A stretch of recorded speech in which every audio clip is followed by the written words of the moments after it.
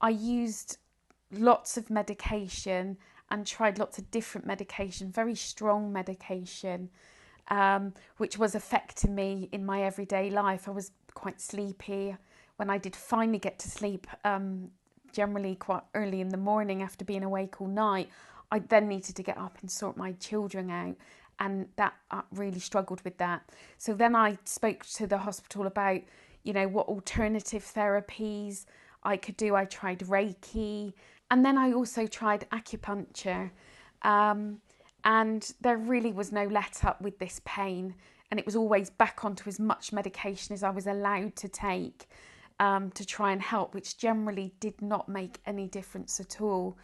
I tried different exercises, but with very delicate discs and artificial disc and permanent nerve damage, still no feeling to my lower right leg and toes on the right side. It was very difficult to do different kinds of exercise. So there was no other solution. I was then referred to Frenchy Hospital in 2008, where I had an MRI scan and I had some delicate discs, but permanent nerve damage was diagnosed through some various tests. I then went to the pain clinic in 2008, where it was discussed to have something called a spinal cord stimulation system installed, which is made by Boston Scientific. And this was what was actually the best solution for me, and was what they said would be best in my condition. And obviously I went on to have that treatment in 2009, and now in 2012 I'm completely back on tracks, living with my condition and being able to have pain-free moments through the spinal cord stimulation system.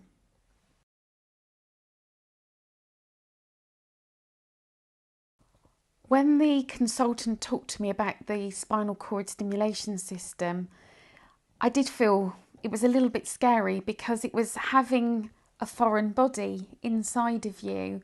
And I didn't know what that was going to feel like. And I didn't know what the feeling of the system would feel like. I was also quite concerned because I was told that I would need to get the battery changed from the system every 2 to 3 years through surgery, and needing time off work and needing time off of looking after my children was a concern to me, because I would have needed to take some time out to recover from the surgery. I had a trial installed where I was awake on the operating theatre table with lots of medical staff around me, in particular a nurse almost lying with me holding my hand, while people fiddled around inside my back to get the level right of the fact that I needed to be in control of where I needed my pain coverage, and I needed to feel this. So for the first time on this trial, which was in January 2009, I felt what the pain stimulation system actually felt like. And it felt unusual, it felt different, and it felt a little bit strange, if I'm honest, but it felt much nicer than the chronic pain that made me cry and put me to bed for 3 days and made me fall and trip. So I then had to make the decision whether I was going to go for this permanently installed inside my body.